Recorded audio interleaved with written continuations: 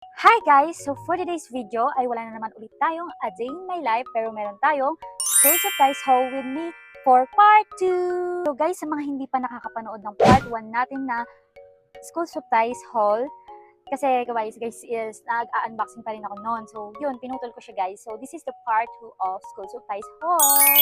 So ang gagawin na natin is ilalagay na natin yung gamit sa bag. Siyempre, diba? Let's get started! So guys, ito nga pala yung mga in-unbox natin. So ilalagay na natin siya sa bag. I-organize na natin siya. So guys, this is my bag.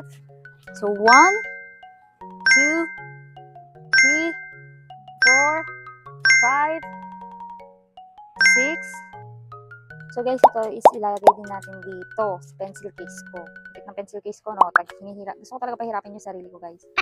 Ganyan, oh. Yan, lakas. Ilalagay din natin to. Dito. Yeah. So guys, ito na siya.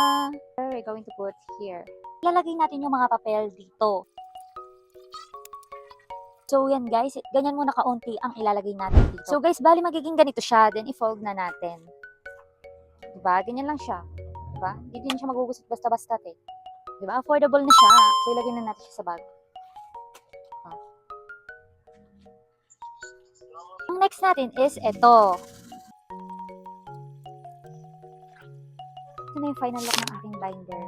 In-organize ko muna siya guys. Binder and may lagayan ng mga papel. This and this. Bakit na dito? Bubuksan na natin. Let's open it.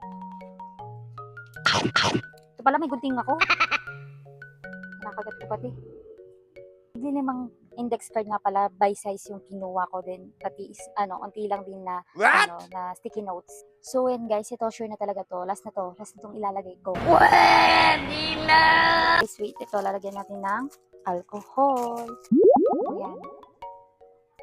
Ako ilalagay, syempre, hindi pa naman tayo magpapasukan. Syempre, pag aalis tayo ng school, ay pupunta tayo kapag aalis na ako, like, kapag katapos ko na mag-makeup, ilalagyan ko dito kung ano mga makeup na dadalhin ko, diba? Pang retouch baga. Yung lapis, ilalagay na natin dito. Isa muna.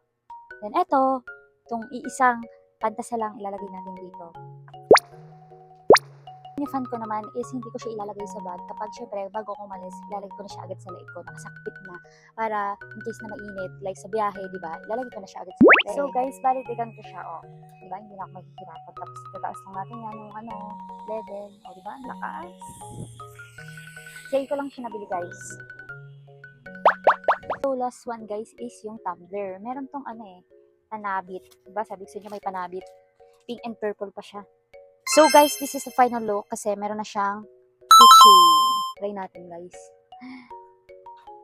Mga nagsila. Hindi siya kasi sa bag ko. Tada! It's almost done. Oh, diba? Nalagay na natin yan dyan. May tumbler pa. Oh, diba? Curiosity. Ang cute-cute niya. May pabanggel pa. Hindi naman siguro halatang excited ako, no? So guys, thank you for watching.